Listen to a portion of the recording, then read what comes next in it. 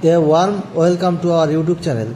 Today our discussion is বলিউডের তিন খানের এক খান, বলিউডের সেই জনপ্রিয় অভিনেতা আমির খান তৃতীয়বার বিবাহ বন্ধনে আবদ্ধ হলেন তার দীর্ঘদিনের বান্ধবী গৌরী স্প্যাটের সাথে। আজ 5 জুলাই 2026। খুব সাধারণ ও ব্যক্তিগত আয়োজনের মাধ্যমে 7 পাকে বাধা পড়েছেন। If you like my content, you can subscribe my YouTube channel, share our videos to your friends, family members and loved ones. I will be genuinely grateful for your support and help. I eagerly anticipate your positive response shortly. By the way, let us get to the main points. এর আগে কিন্তু অভিনেতা চলচ্চিত্র নির্মাতা রীনা দত্তকে বিয়ে করেছিলেন 1986 সালে এবং তাদের বিচ্ছেদ হয় 2002 সালে। প্রায় 16 বছরের সংসার তাদের কিন্তু ছিল। তারপরে দ্বিতীয়বার তিনি কিরণ রাওয়ের সাথে বিবাহ বন্ধনে আবদ্ধ হয়েছিলেন 2005 সালে এবং 2021 সালে তাদের বিচ্ছেদ হয়। প্রায় 16 বছর এখানেও কিন্তু তাদের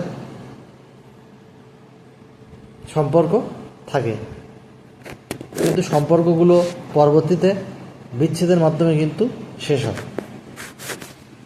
তার গোটা বাড়ি প্যাস্টেল থিমে সাজিয়ে তোলা হয়েছিল।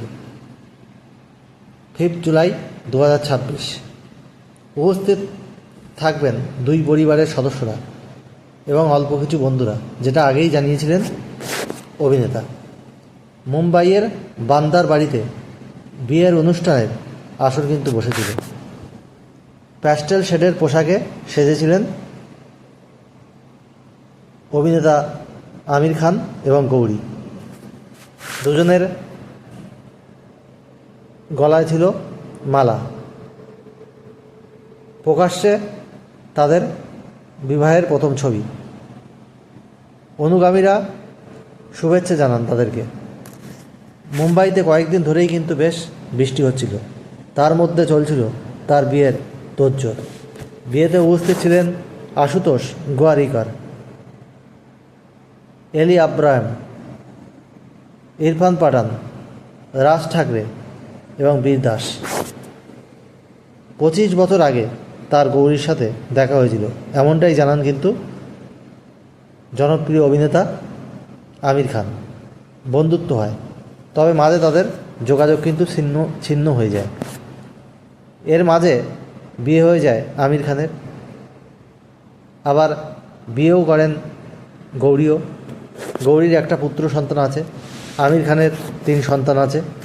সন্তানদের সামনেই কিন্তু সই সাবুত করেন আমির খান এবং 4 হাত কিন্তু এক হলো তাদের। বিবাহ বিচ্ছেদের পর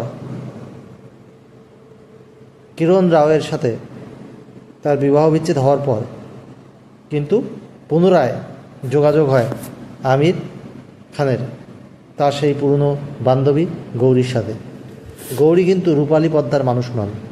বেশ কিছুদিন সম্পর্কের পরই তারা কিন্তু বিয়ের সিদ্ধান্ত নেন, এমনটি কিন্তু জানিয়েছিলেন অভিনেতা Aamir Khan.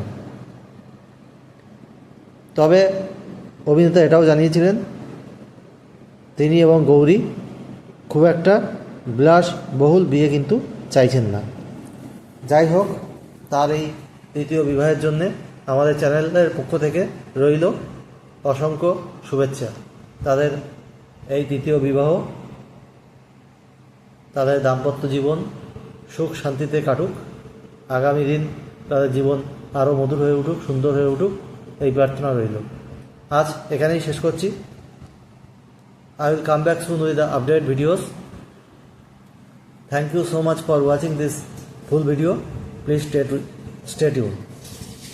I look forward to your fruitful support and cooperation.